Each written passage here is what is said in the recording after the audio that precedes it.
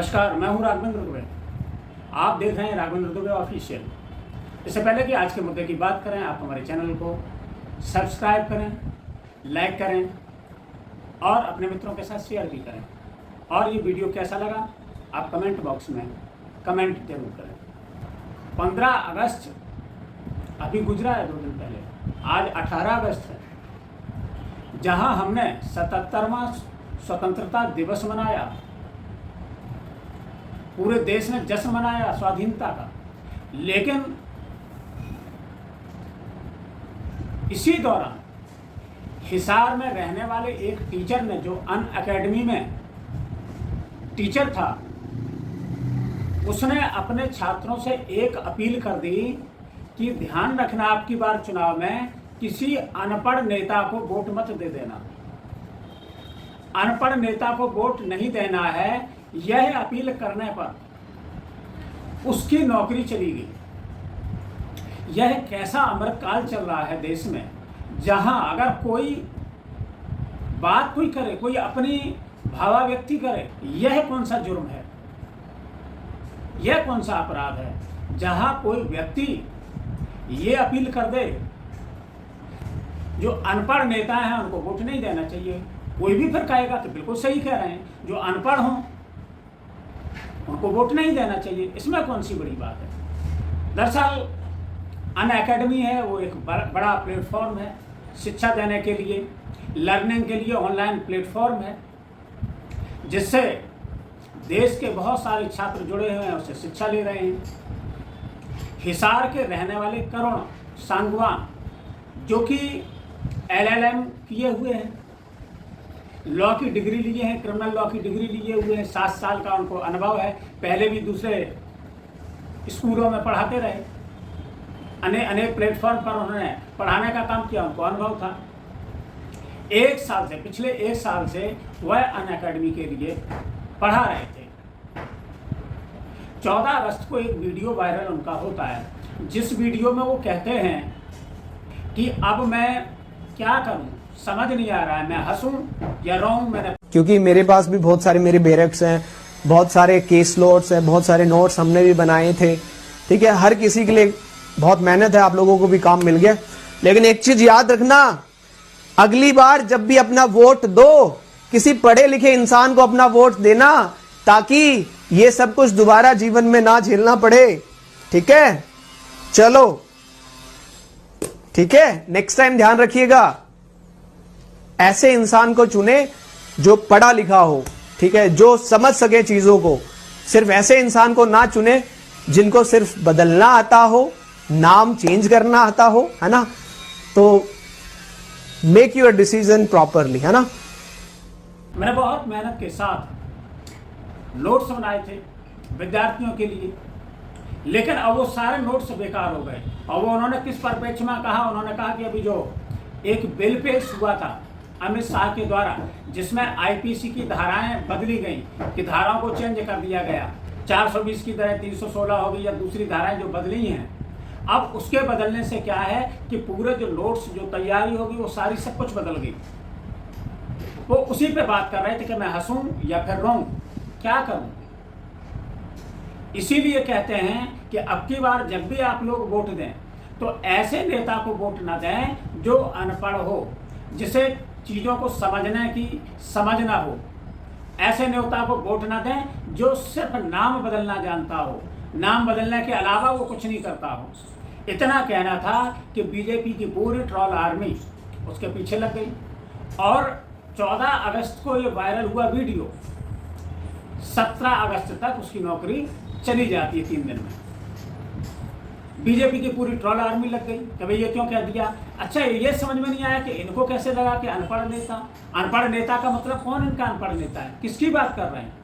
क्या इन्होंने प्रधानमंत्री मोदी जी पर ले लिया, कि जिनकी डिग्री की चर्चा हुई थी, अभी काफ़ी चर्चा में रही, जिसमें अरविंद केजरीवाल से लेकर के आम आदमी पार्टी ने काफ़ी दिनों तक हंगामा काटा था। उन्होंने कहा डिग्री दिखाओ, इसके लिए वो हाई कोर्ट तक गए थे, तो उसको ले लिया। इस पर बहुत सारे विपक्ष के नेता भी साथ आ गए। उन्होंने कहा ये तो बहुत गलत है, ये कोई आपराधिक मामला थोड़ा ही है, कोई अपराध नहीं किया है, ये कोई भी अपील कर सकता है और सभी लोग करते हैं। एक साधारण सी बात है कि अनपढ़ नेताओं को बिल्कुल भी नहीं होना चाहिए।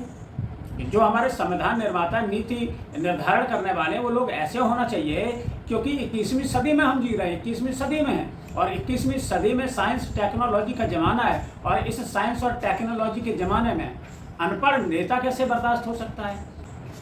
अरविंद केजरीवाल ने एक ट्वीट किया, उन्होंने भी यही कहा कि ये कौन सा अपराध हो गया जिसमें एक टीचर ने सिर्फ इतना कहा कि अनपढ़ नेताओं को वोट नहीं दो, उसको उसकी नौकरी से निकाल दिया जाता है।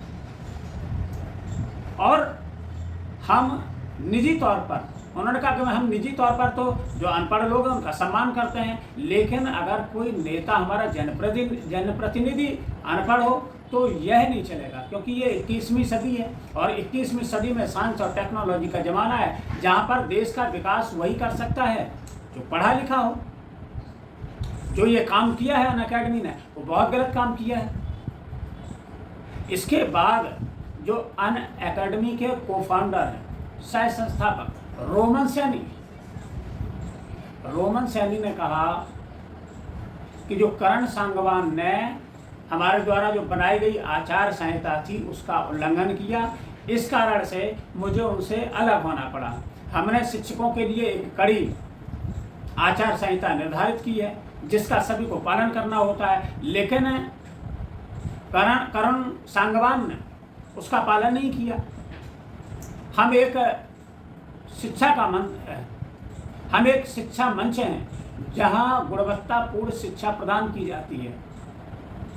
ऐसा करने के लिए हमने अपने सभी शिक्षकों के लिए एक सख्त आचार संहिता लागू की है, जिसका उद्देश्य यह सुनिश्चित करना है कि हमारे जो शिक्षार्थी हैं उनको निष्पक्ष ज्ञान मिल सके। इसमें पक्ष कौन सा है, इसका मतलब उनको क्या लगा कि जो अनपढ़ नेता वाली बात कही, यह बीजेपी पर लागू हो गई।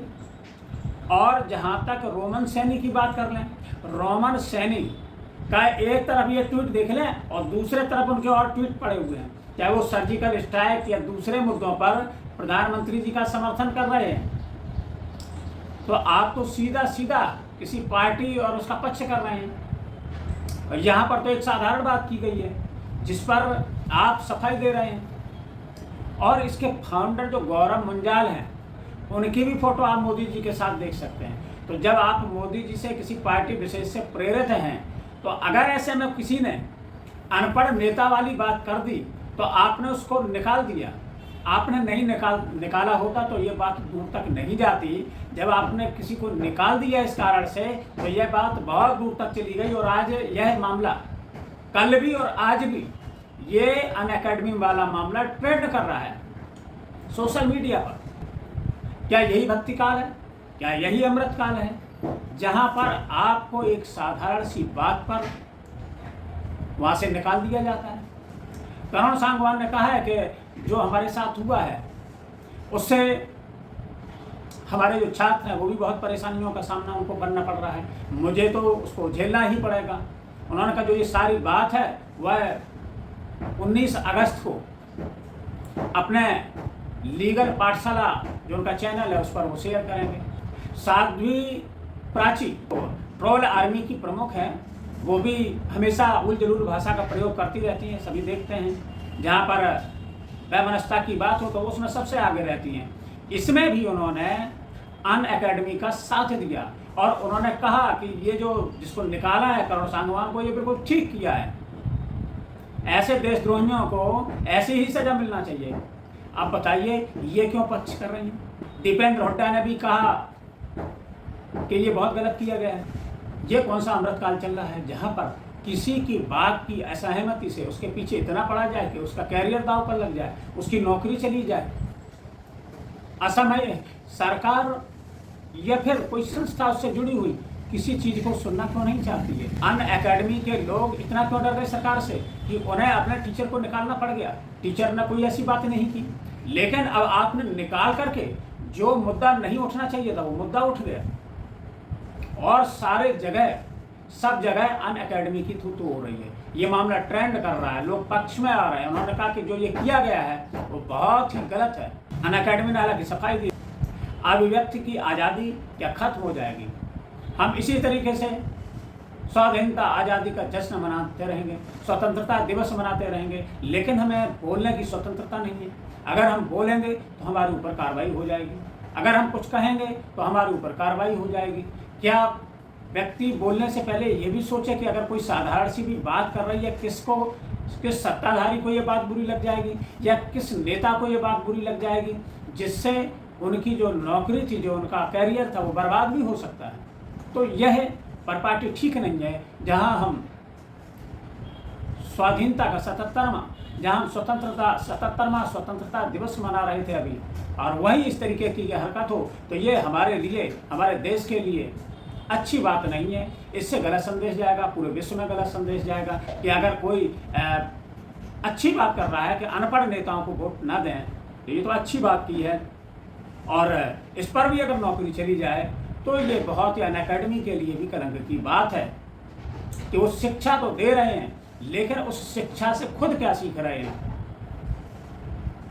क्या ये अपराध है? मैं तो कहूँगा कि निश्चित रूप से पढ़े लिखे जनप्रतिनिधि हों, और जनप्रतिनिधि अगर पढ़े लिखे होंगे तो उसी ढंग से उनको वो समझ विकसित होगी, उसी ढंग से वो काम कर सकेंगे। हाँ, जो लोग पढ़े लिखे नहीं हैं, अनपढ़ हैं, उनके अनुभव आप उनसे अनुभव साझा कर सकते हैं। लेकिन अगर आपको देश चलाना है, नीति निर्धारण करना है, देश को आगे ले जाना है, टेक्नोलॉजी में ले जाना है, साइंस में ले जाना है, या प्रगति के पथ पर अग्रसर होना है, तो आपको इन चीज़ों में ध्यान देना पड़ेगा। पढ़े लिखे लोगों की अति आवश्यकता है, चाहे वो राजनीति हो या फिर दूसरी जगह हो, पढ़े लिखे लोग जरूर चाहिए, क्योंकि शिक्षा, जो ज्ञान का जो प्रकाश है, वो चारों तरफ अज्ञानता के अंधकार को नष्ट करता है। फिर मिलेंगे किसी नए मुद्दे के साथ, तब तक के लिए दीजिए इजाजत। जय हिंद, जय भारत।